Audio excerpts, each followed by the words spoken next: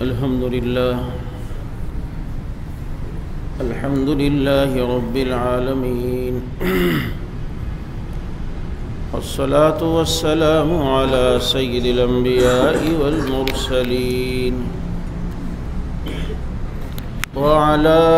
آله وأصحابه أجمعين. أما بعد فأعوذ بالله من الشيطان الرجيم. بسم الله الرحمن الرحيم.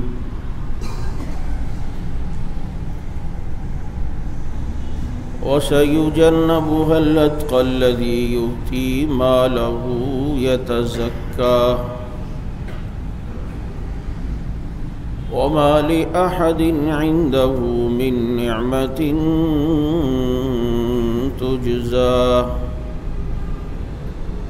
إلا ابتغاء وجه ربه الأعلى ولسوف يرضى.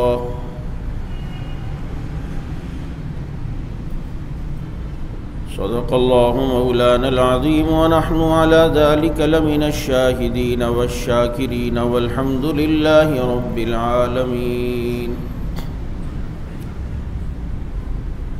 يا رب صل وسلم دائما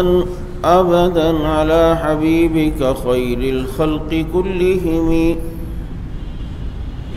هو الحبيب الذي ترجى شفاعته لكل هول من الأحوال مقتحم. درود پاک.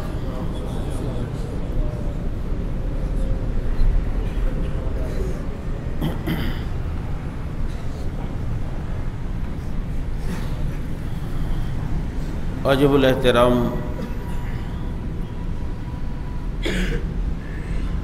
اللہ رب العزت نے پورے عالم کی ہدایت کے لیے محمد الرسول اللہ صلی اللہ تعالی علیہ وسلم کو دنیا میں مبعوث فرمایا، اور آپ صلی اللہ علیہ وسلم نے جو شریعت، جو اصول، جو نظام دیا، اس کی برکات پر 2 جمعہ سے آپ حضرات کے سامنے بات کر رہا تھا، اور پھر آپ صلی اللہ علیہ وسلم کے بعد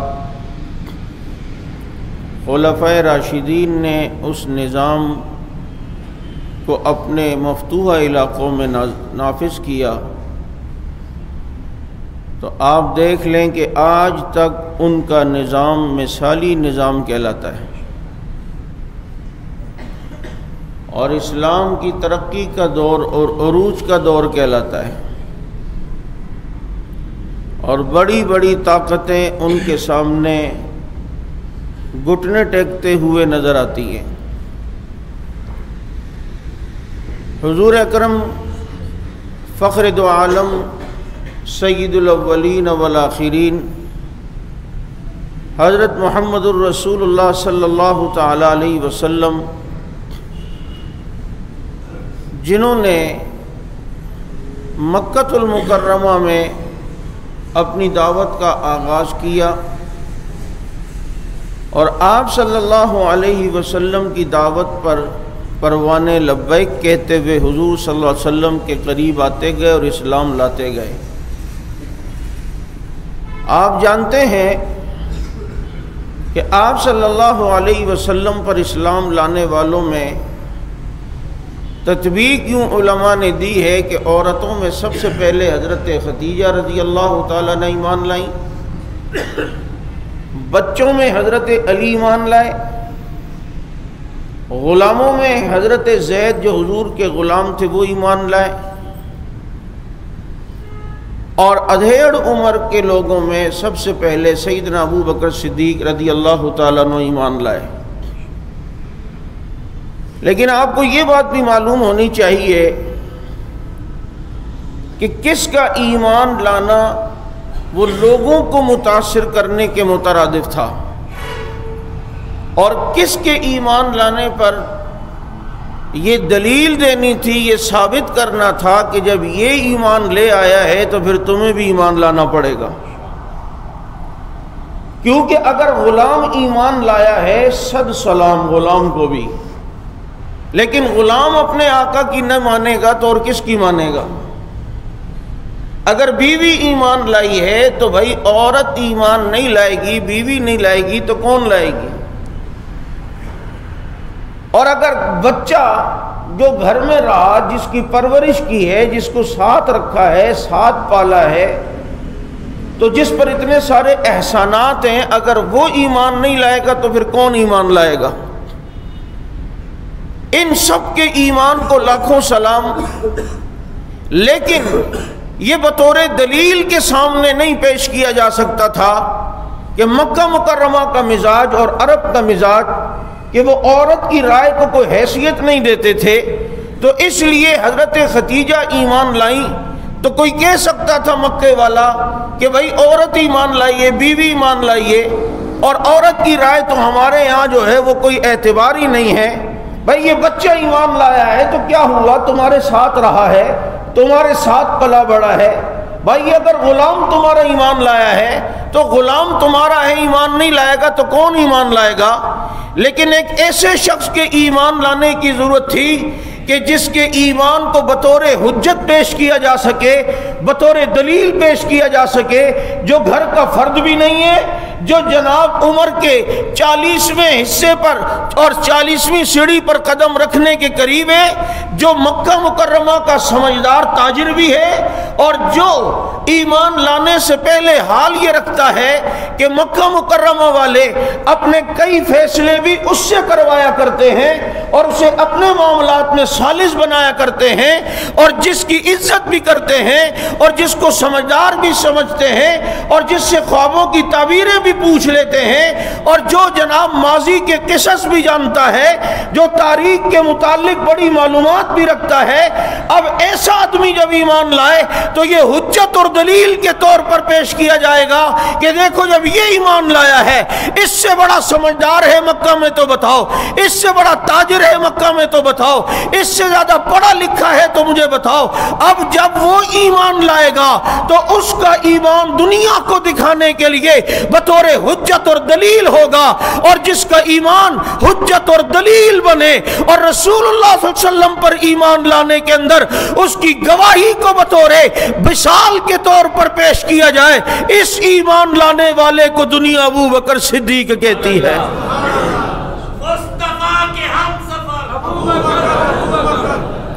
اور ابو بکر کا ایمان لانا یہ فطری عمل ہے۔ یہ کیا ہے؟ کیونکہ اللہ نے ان میں صلاحیت ایسے رکھی کہ فطری طور پر ایمان لانا تھا انہوں نے۔ آپ آئینے کے سامنے بلب رکھیں، ٹیوب لائٹ رکھیں، یا آئینے کے سامنے آپ شمع رکھیں تو آئینے میں وہ شمع جلتی ہوئی نظر آئے گی یا نہیں؟ بولو بولو، کیونکہ آئینے کی فطرت ہے سامنے روشنی جس قسم کی بھی ہو اس روشنی کو ایکسپٹ کرنا، اس روشنی کو قبول کرنا، کیونکہ یہ اگر شمع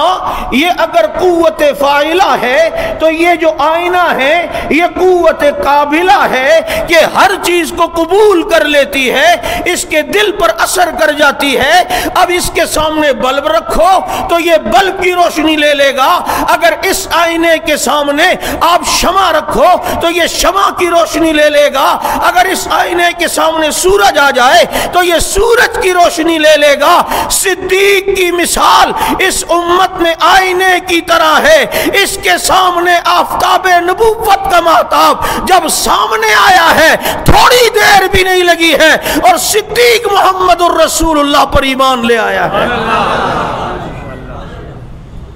کیونکہ آئینے کے سامنے روشنی ہو، اس نے روشنی اپنے اندر سمونی ہے، اس نے روشنی اپنے اندر سمیٹنی ہے۔ تو صدیق کا دل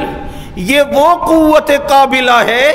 اس ہدایت اور روشنی کو قبول کرنے والا ہے کہ اس کے سامنے آفتاب نبوت نے صرف یہ کہا کہ میں نبی بن چکا ہوں، اللہ نے میری طرف وحی بھیجی ہے، تو تردد نہیں کرتا اور ایمان لاتا ہے، اس کا نام صدیق پڑا ہے۔ اب وہ کس واقعات، بعض نے کہا معراج کے واقعے کے بعد، بعض نے کہا نبی پر سب سے پہلے سمجھدار ادھیڑ عمر کے لوگوں میں ایمان لانے والے ابو بکر صدیق رضی اللہ تعالی عنہ ہیں۔ چنانچہ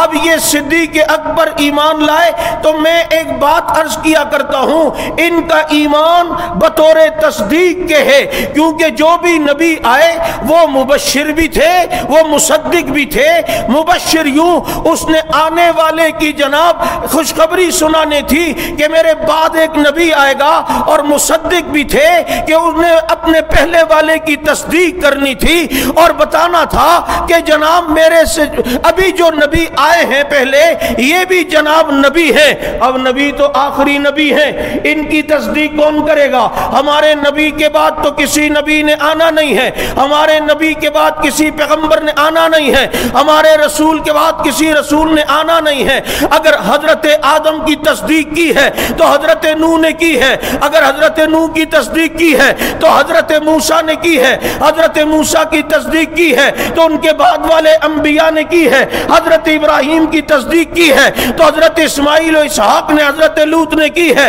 حضرت ابراہیم و اسحاق و اسماعیل کی اگر کسی نے تصدیق کی ہے تو حضرت زکریا نے کی ہے، حضرت زکریا کی تصدیق کی ہے تو حضرت عیسیٰ نے کی ہے، حضرت عیسیٰ کی تصدیق کی ہے تو امام الانبیاء نے کی ہے۔ لیکن میرا نبی تو آخری نبی ہے، ان کی تصدیق کرنے والا کون ہوگا؟ تو آخری پیغمبر کی تصدیق کے لیے اللہ نے ابو بکر صدیق کو پیدا کیا ہے۔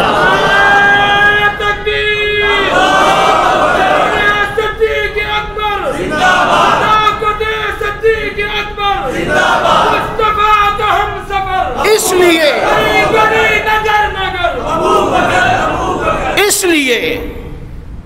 میرے پیغمبر پر ابو بکر کا ایمان لانا بطور تصدیق بھی تھا اور بطور دنیا پر حجت بھی تھا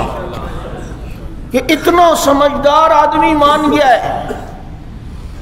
اتنا قابل پڑھا لکھا اور اتنا سلجھا ہوا اور اتنا بڑا تاجر، جب یہ ایمان لایا تو تم کیوں نہیں لا رہے؟ یہی تو وجہ ہے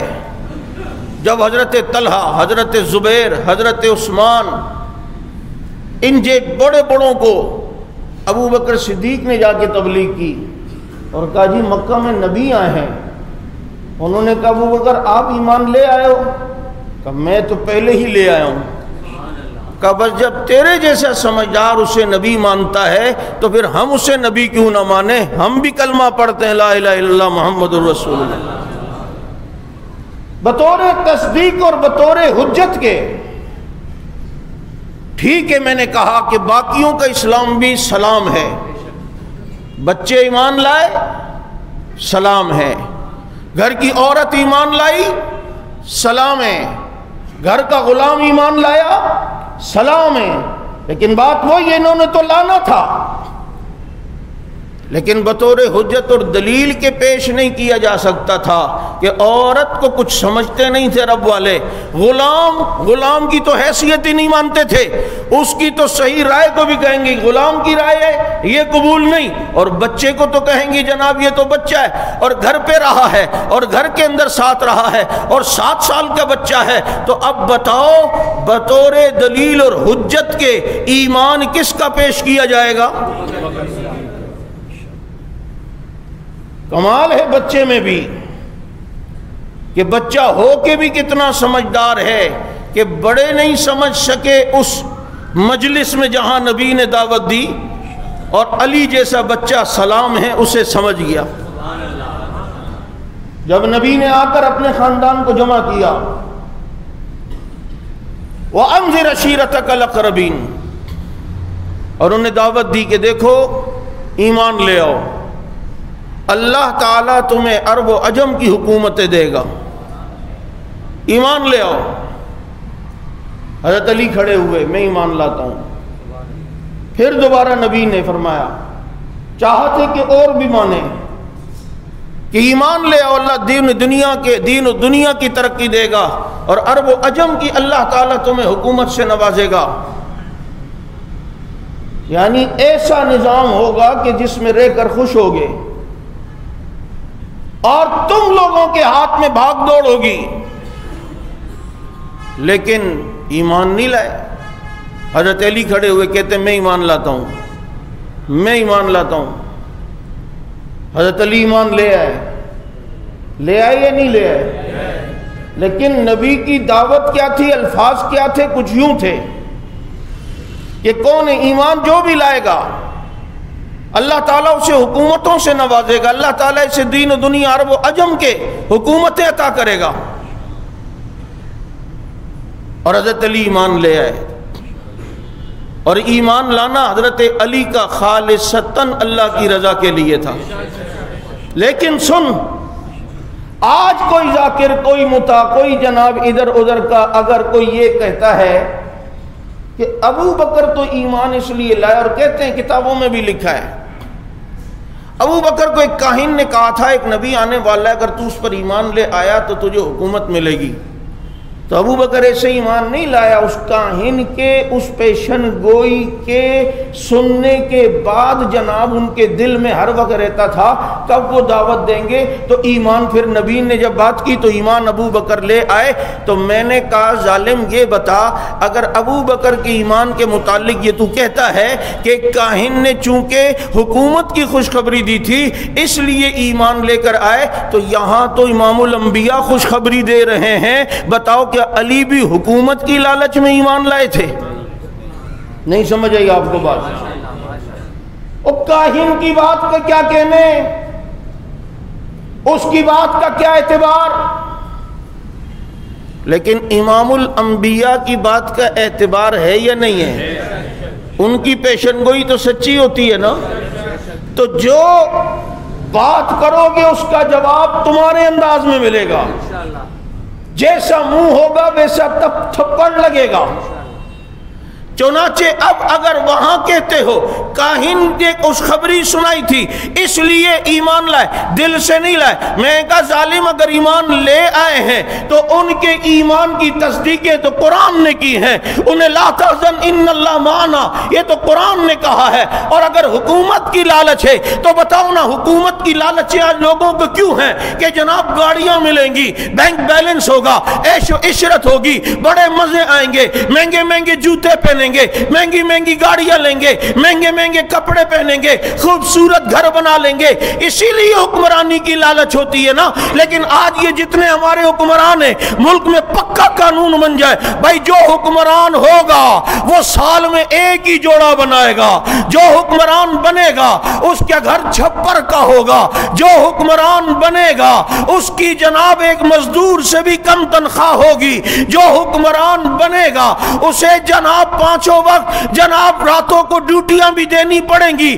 آج پھر کوئی بھی حکمران بننے کے لیے تیار نہیں ہوگا۔ بتاؤ نا، اگر صدیق اکبر حکومت کی لالچ میں ایمان لائے تو اس نے کمایا کیا تھا، اس نے اپنے پاس رکھا کیا تھا، اس نے اپنے پاس جناب بچا کے کیا رکھا، اس کا بینک بیلنس کتنا تھا، اس کے کپڑے کون سے بڑھیا تھے، اس کی سواری کون سی بڑھیا تھی، اس نے جناب اپنے بعد والوں کے لیے چھوڑ کے کیا گیا ہے۔ یہاں تک کہ اس کا حال تو یہ ہے جب وہ دنیا سے جانے لگا بیٹی نے کہا ابا میرے پاس ایک جوڑا ہے، کپڑے آئے ہیں اس کے تھان کا ہے، میں اس سے آپ کو کفن دوں گی۔ کہا نہیں، یہ نیا کپڑا زندوں کے لیے ہوتا ہے، تیرا باپ تو اسی پرانے کپڑوں میں دفن ہونا چاہتا ہے۔ لیا کیا ہے، اس سے کون سی فیسلٹیز حاصل کی ہیں، بلکہ نبی اگر فدق چھوڑ کر گئے بقول تمہارے وہ وراثت تھی، تو وراثت میں صرف بیٹی شریک نہیں ہوتی، وراثت میں بیوی بھی شریک ہوتی ہے، اور 8واں حصہ بیوی کا وراثت میں ہوتا ہے۔ اگر اس کے دل میں مال کی لالچ ہوتی تو یہ کہتے ہیں ہاں وراثت نبیوں کی تقسیم ہوگی، اور نبی جو چھوڑ کے جائے وہ وراثت ہوتی ہے، کیونکہ بھائی اپنی بیٹی کا بھی حق آ رہا تھا نا۔ لیکن صدیق نے دیکھا بیٹی کا حق اگر ہے، اگر سمجھتا ہے کوئی تو اس کو بھی پتہ چل جائے۔ انبیاء کی وراثت نہیں ہوتی، بیٹی بھلے محروم رہے، بیٹی کو بھلے فدق میں سے کچھ نہ ملے، لیکن مسئلے کا صحیح تعین دنیا کے سامنے ہو جائے۔ آج دنیا دیکھو نا، اپنی بچی کا وراثت میں اگر سسر کی طرف سے یا شوہر کی طرف سے یا بیٹے کی طرف سے مثال کے طور پر اگر کوئی وراثت ہو رہی ہو اور اس کا حق نہ بھی بنتا ہو تو یہ کوئی نہ کوئی مسئلہ نکالے گا، کیونکہ مسئلے نکالنے تو آج کل آسان ہے۔ کسی کو بھی جیب گرم کرو علامے کو اور وہ جناب کچھ بھی فتویٰ دے دے گا۔ بندہ مر گیا، اس کی وراثت تھی، اب ایک بیوی اور ایک بیٹا چھوڑ کے گیا۔ اب ماں کہتی ہے میرا حق ہے، بیٹا کہتا ہے نہیں میرا حق ہے، ماں کہتی ہے نہیں سارا میرا ہے، کہتے سارا کیسے اماں تیرا ہے؟ کہا کہ چلو مولوی سے پوچھتے ہیں۔ اس نے انچولی فون کیا، کیا حال ہیں، کیا فرق کر رہے ہیں؟ کہا ابھی تو مالش کر رہا ہوں گھوڑے کی۔ کہا وہ ایک مسئلہ پوچھنا ہے۔ کہا جی بالکل۔ کہا وراثت میں یوں، تو اب میں آپ کو کچھ نہ کچھ دے دوں گی، بس آپ نے یہ کہنا ہے کسی طرح قرآن سے کچھ چیز نکالنی ہے اور یوں بیٹے کو دکھانا ہے۔ اس نے وہاں سے جواب دیا انچولی سے یا جعفر تیار سے یا رضویہ جہاں سے بھی ہو، بہرحال مثال ایک دے رہا ہوں، کوئی بھی نام XYZ لیا جا سکتا ہے۔ اس نے کہا قرآن میں تحریف اور رد و بدل کرنا ہے تو ہمارے لیے مسئلہ ہی نہیں ہے، یہ تو ہمارے باپ دادا کرتے ہوئے آئے ہیں، کہاں کی کیا اور کہاں کی کیا کرنی ہے۔ ہم نے تو یہاں تک بھی لوگوں کو کہہ دیا فَعْلَمْ أَنَّهُ لَا إِلَهَ إِلَّا هُوَ، اصل میں فَعْلَمْ أَنَّ عَلِيًّا لَا إِلَهَ إِلَّا هُوَ تھا، تو کوئی مسئلہ ہی نہیں، لے آؤ۔ بیٹے کو لے گئی اور جا کے کہا جی ہمارا اختلاف ہے، آپ بتائیں کیا کرنا ہے؟ میں کہتی ہوں میرا حق ہے، یہ کہتے ہیں کہ نہیں ہم دونوں کا برابر ہوگا۔ اس نے کہا بیٹا قرآن اگر جو کہے تو مانو گے؟ اس نے کہا کیوں نہیں؟ اس نے کہا دیکھو یہ قرآن میں لکھا ہے تبت یدا ابی لہب وتب ما اغنی عنہ مالہ وما کسب، ماں کا سب ماں کا ہے، ماں کا سب۔ اس نے کہا ماں کا سب، جب قرآن کہہ رہا ہے تو ٹھیک ہے۔ یہ بھی ایک عجیب بات ہے نا، اپنے مطلب کے لیے تو ہر ایک نے قرآن کی آیت لکھی، دودھ والے کی دکان پہ اتنی بڑی آیت لکھی ہوتی ہے من بین فرث ودم لبنا خالصا سائغا، ہے نا؟ حالانکہ وہاں یہ نہیں لکھا ہوتا من بین ماء، کہ پانی کے درمیان سے یہ جناب ہم نے دودھ نکالا ہے۔ اور جس کو دیکھو، اب کپڑوں والوں کی دکان پہ وہ لباس التقوی، وہ تقوی کا لباس رب کہہ رہا ہے اور اس نے اس لباس کو تقوی کا کہا ہے اپنے مطلب کے لیے۔ اسکولوں پہ دیکھو طلب العلم فریضۃ علی کل مسلم، ہر مسلمان پہ علم حاصل کرنا فرض ہے۔ اور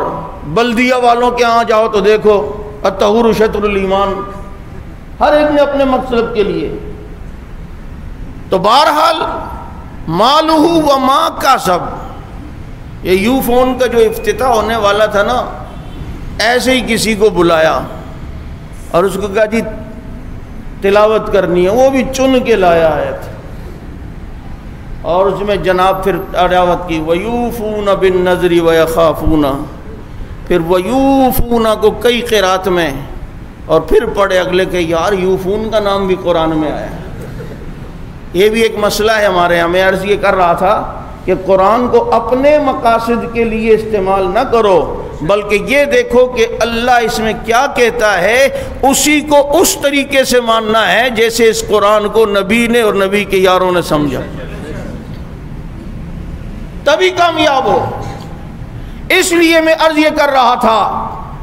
کہ صدیق اکبر رضی اللہ تعالیٰ عنہ نے لیا کیا؟ اس خلافت سے دنیاوی مفاد کیا حاصل کیا؟ کچھ بھی نہیں۔ تو بیٹی کے لیے آدمی راہ نہ بھی بنتا ہو تو آدمی راہ نکالنے کی کوشش کرتا ہے، لیکن یہاں دیکھو حضرت عائشہ کا بھی اس فدق میں 8واں حصہ تھا، لیکن انہیں اس کی پرواہ نہیں، انہیں مسئلے کی پرواہ ہے کہ مسئلہ یہ ہے کہ نبی نے فرمایا انبیاء کی وراثت نہیں ہوا کرتی، انبیاء کی وراثت بولو، اس لیے بیٹی کو بھی نہیں دیا،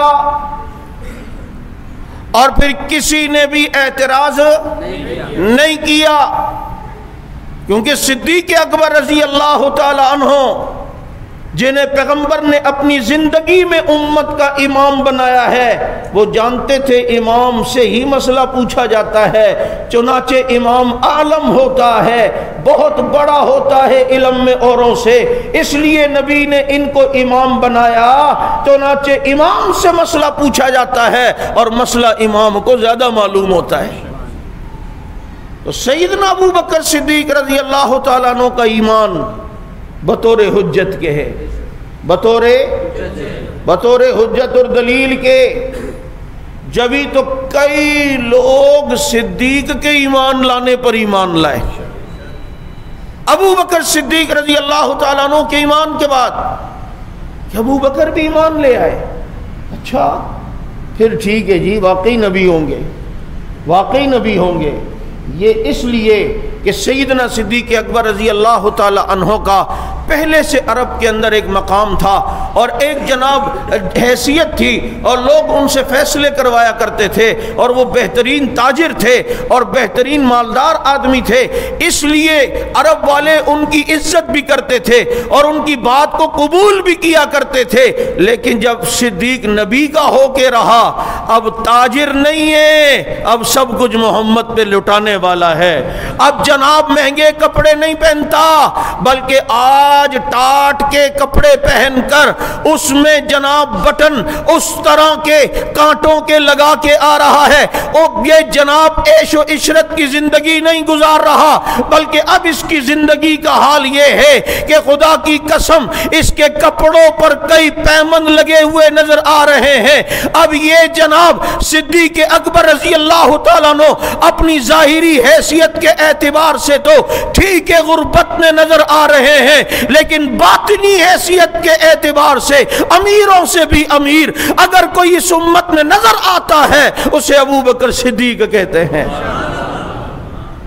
اور جس کے کندھوں پر نبی آ کر رب کا بڑا احسان آ جائے اسے کسی چیز کی کیا ضرورت ہے، اسے کسی دولت کی کیا ضرورت ہے؟ جو غار میں نبی ہی کو پورا سمیٹ لے تو مجھے بتا دولت کونین جو سنبھال رہا ہو اسے تیری دنیا کی دولت کی کیا ضرورت ہے؟ اور جو آج بھی دولت کونین سمیٹے ہوئے ہے، سمیٹے ہوئے ہے، لیے ہوئے ہے، جس کے پاس اتنی بڑی دولت ہو اسے یہ دنیا کی دولت کچھ نظر نہیں آتی، اسی لیے اپنا سب کچھ لٹایا اور لٹا کر بتایا کہ پروانے کو چراغ بلبل کو پھول بس، صدیق کے لیے ہے خدا کا رسول بس۔ یہ سیدنا ابو بکر صدیق رضی اللہ تعالیٰ عنہ، چونکہ ابھی یہ سلسلہ قسط وار سلسلہ چلے گا انشاءاللہ، جمادی الثانی کا مہینہ آگے آ رہا ہے اور اس کی 22 تاریخ خلیفہ اول، خلیفہ بلا فصل سیدنا ابو بکر صدیق رضی اللہ تعالی عنہ کا یوم وفات ہے۔ میرے دوستو ایمان لانے میں سب سے اول، لیکن ایک بات یاد رکھو، جو اول ایمان لائے، جو بعد میں ایمان لائے، جو پہلے ایمان لائے، جو بعد میں ایمان لائے، لیکن اس نے زیارت نبی کی ہے، خدا کی قسم بعد والے سارے کتب ابدال مل کر اس کے مقام کا مقابلہ نہیں کر سکتے۔ کر سکتے؟ دیدار مصطفیٰ میں یہ تاثیر ہے، دیدار مصطفیٰ جسے حاصل ہو گیا اسے اللہ نے بلند کر کے آسمان کے ستارے بنا دیا، اور امت کے پیارے بنا دیا۔ اس لیے حضرت معاویہ رضی اللہ تعالیٰ عنہ اگر فتح مکہ کے بعد بھی ایمان لائے ہوں، پھر بھی آج بڑے بڑے زعماء، علماء، اولیاء، صلحاء، اتقیاء حضرت معاویہ کے جوتی کے خاک کے بھی برابر نہیں ہو سکتے۔ یہ بات میں اس لیے عرض کر رہا ہوں، رات فاروقی صاحب نے بھی کہا انتظامیہ یہ نہ سوچے کہ ہماری نظریں نہیں ہیں اور ہم غافل ہیں، ہم دیکھ رہے ہیں ابھی تک تم نے اس جعلی پیر کو گرفتار نہیں کیا، اس کدو کو، کدو والے پیر کو، اس کو ابھی تک تم نے گرفتار نہیں کیا۔ کیا رشتہ داری ہے بھائی؟ کیا مسئلہ ہے؟ ایک آدمی نے جرم کیا ہے، اسے گرفتار کیوں نہیں کیا جا رہا؟ کون سی قوتیں ہیں اور طاقتیں اس کے پیچھے؟ کون کون مرید ہیں اس کے جو بیچ میں رکاوٹ ڈال رہے ہیں اور بیٹھے ہوئے اداروں اور بیٹھے ہوئے حکومت کی کرسی پر ہیں؟ یاد رکھو اس کے خلاف FIR ہوئی ہے،